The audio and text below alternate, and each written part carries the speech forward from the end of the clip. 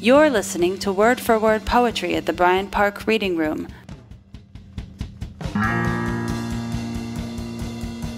Patricia Smith, June 15th, 2010.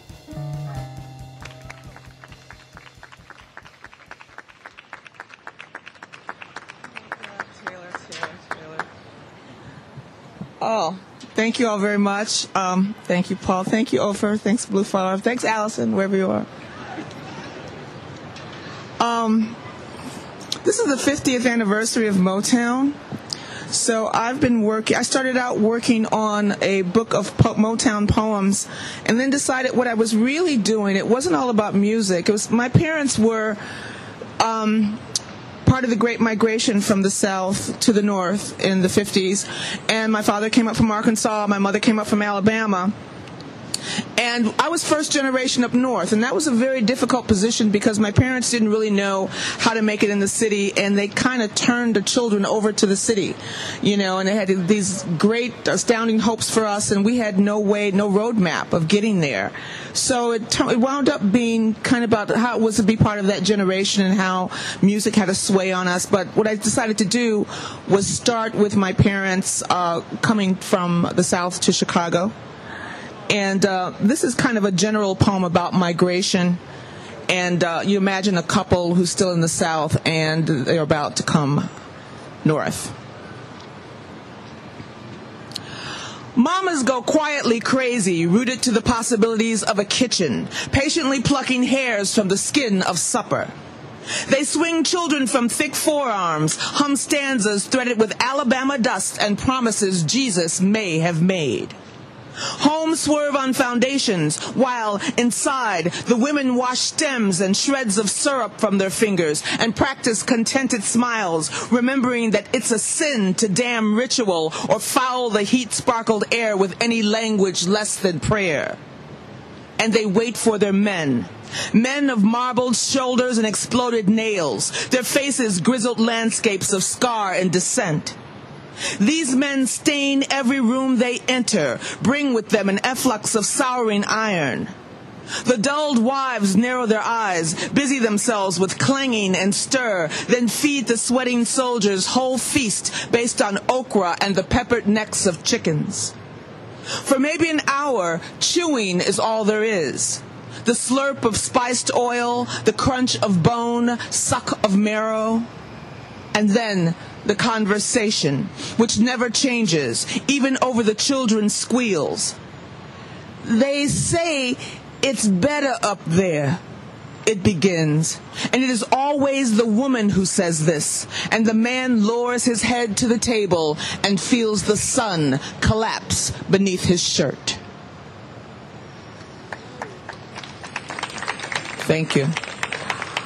You ever wonder how you ever look at your parents and wonder how they got together? My mother was a very staunch, God-fearing Christian woman, not very emotionally giving. She didn't wear pants for 30 years because in some place God told her not to.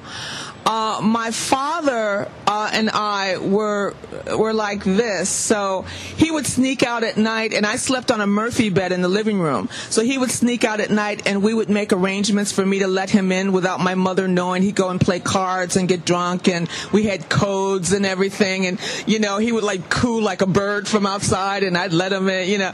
So he was the scoundrel. He was the rogue. And then I can never figure out. They never gave me a really straight story about how two people who were so different got together.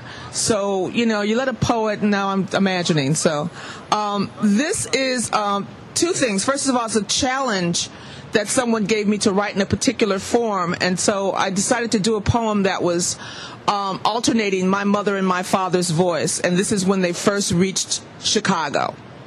Starts with my father's voice. She's a gum-cracking, bow-legged church-decent gal, raised up, looks like, by a mama who prayed and aimed her toward right.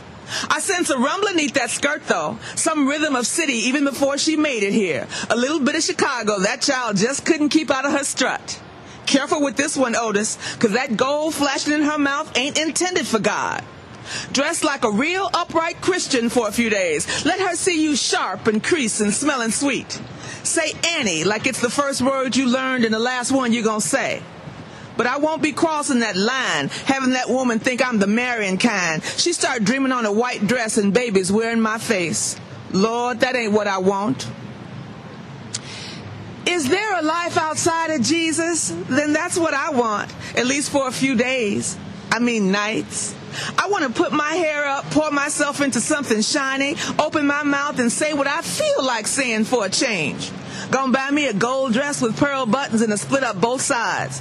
'Cause I ain't a child no more, hanging on to Mama Ethel's hand. Next time you see me, bet you won't know who you staring at. Bet you look right past me. I'm a up north woman now. It's about time Annie Pearl growed up, found work that ain't in dirt, learned some city words. Don't want nobody calling me country. Folks thinking Alabama can't be shook off and thrown out. So I pray to God every night for that dress money and maybe that man over there. He named Otis. So I iron my good shirt, clean up, and say, my name's Otis. And the smile behind her hand is like she don't already know. I want to just skip this and feel all my body pressed on her. But God is still a somebody in my head, and Annie Pearl still be his child. So she's saying things I should be hearing, but all I can see is stuff I'm not looking at. That rumble in her clothes, moon up against her skin, all that down south brown looking just right up here on the west side. I know she's a little scared of the city. She dressed up like a big girl, putting on airs to make me think she more woman than she is. But she woman enough. I say, you know, you look real pretty in that dress, though the dress is plain gray and sewed flat.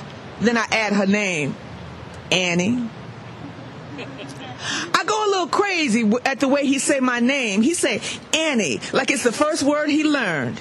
So I feel his name, Otis, in my mouth before it come out. Then I pull it out slow, and I see his eyes get real wide, like he about to outright praise his God because of what I just said and how I said it. Ain't no lie, child, that felt good. But I ain't fooling myself. He ain't everything I want. He looking for some kind of job, too, living in his one room. And I think I might not be the only woman he talking to. But he'll do me right, and I sure need some kind of strong man stand beside me in this city while I find me a church home and someplace better to live, a real address, where folks from down home can find me when they take the bus up. So I say, I've been watching you a long time. That's what I say. So I'm trying not to look at what I'm not looking at. And she say, all bold, I've been watching you a long time. And I say, Annie Pearl, you something else, you know? But what I'm thinking is, God, we stuck in this little talk.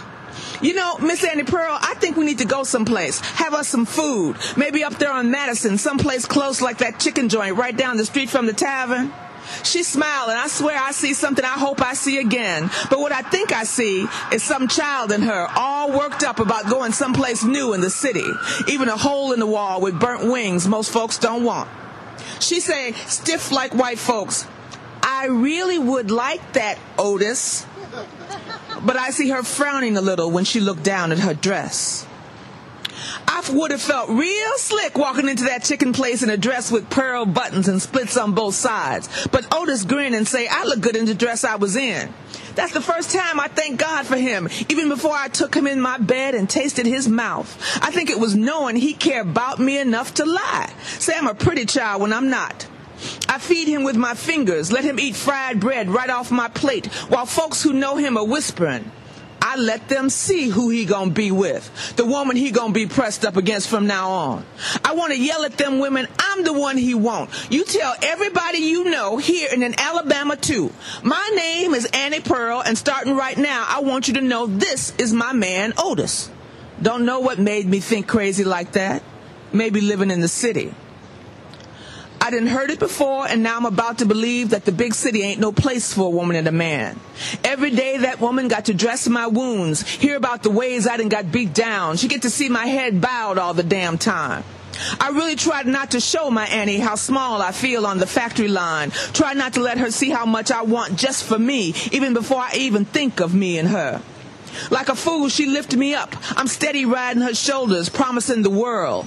It ain't right that I can't give her what she's dreaming on. I know she's starting to think maybe I'm not the man who deserves her gold. I'm just a plain Otis. God damn if that ain't a country name. And at night I hear her ask God for something more. I play cards, sip my JB, and run out things to say to her. 'Cause she thinks a baby gonna save us. Lord, she wants a child. I know a woman got to be a natural fool to want to bring a child into this mess of broke glass and nailed up doors, this goddamn city. That's right, country girls lose Jesus now and then. You heard me say it, goddamn. Sometimes I close my eyes and I can't feel God. I sit up at night staring at them dirty city stars and waiting for Otis to knock on my door. I don't have to wait long, never do, 'cause I think that wherever he is, he can feel me wanting. I hear him coming up my stairs, seems like slower each time, and when I open the door, I see what I'm afraid to see, that he got no idea at all what I want. I long ago gave up on them pretty pearl buttons and that gold dress. I can't touch him. He put his rough hand soft on my face and he said, "Annie, you want all of me? You think I'm a marrying man? Then let's make it right." I can't look her in her eyes, seeing all that lonely. And I think I got a right to keep being me instead of doing right by the bow-legged Bama child I talked into loving me. My heart about blows up when she say, "Otis, you mean it? You mean it?" And I hear myself say yes. I pick her up and press her whole body to me, and just for that second the city disappears. Chicago and all its lies are gone, and I say, "Annie, you need to be my wife." And I know I'm saying it just so I won't see that longing in her no more. I can't believe I was fool enough to think I could have my drink and my fast women and then come home and say, "Baby, it's hard out there." And she would hold me wearing that dress that's plain gray and sewed flat, and that's all she'd ever want was that. Country Otis gone crazy, forgetting his woman and his God. I don't know how I'm going to handle this thick in my body, God, without Otis knowing it. He going to be a father, and he sure got a right to know that our lives going to be changed way before we say them vows. He got a right to know how many ways this big old city going to get harder for us, the three of us. When he come home and say, "Annie, it's going to be all right," he talking about just me and him. He adding up our money every week, trying to cut down on the times he see his other women coming home for dinner most every night. Otis is probably somebody's daddy already, somewhere. So why I think this gonna hit him so hard? Maybe it's because I think this child is all we gonna have. I'll have it and feed it and rock it to sleep and dress it in baby clothes and pretend that it's all we ever gonna want. So it looks like Annie Pearl about to get what she want. I done seen pregnant women before, how they walk, eat, how God suddenly got a place in everything they say. I sit her down, I say, "Annie, I ain't no boy and I ain't no fool either. I know you carrying a child, and I know that child is mine. Folks have babies all the time here in the city, just like they did down south. Sure as my given name is Otis, I'm going to be here with you. Do you right. I'm going to have a say in how this child grows." I know she's scared. I know she think I might be the wrong man, that I can't hold still, and she right about that, but the world can make a man change. We're going to fix up our lives, make a place for this baby. I'm going to get her that gold dress before she get big, for her stomach out there for everybody to see. Otis, the wrong man. Seems I spent a long time finding ways not to see that. Then I prayed on it. He ain't even a little of anything I want. When he don't come home for 2-3 nights, I ask God to change his ways, or at least keep him alive. When the hungry city opened its mouth and he walk in again, I got no idea what words to say to get him back. When I hear about them other women, how they dress tight, wear red lips and laugh with their mouths wide open, how Otis spend our money on that laughing, how he think he can still say, "Annie, baby, it's hard out there," while I get bigger and bigger with this child, I just cry. And then I scream, 'cause there's this pain like a knife slice right where my baby's supposed to be. Whether that man is here or not, I think this about to happen. Child moving fast and I got no way to catch up.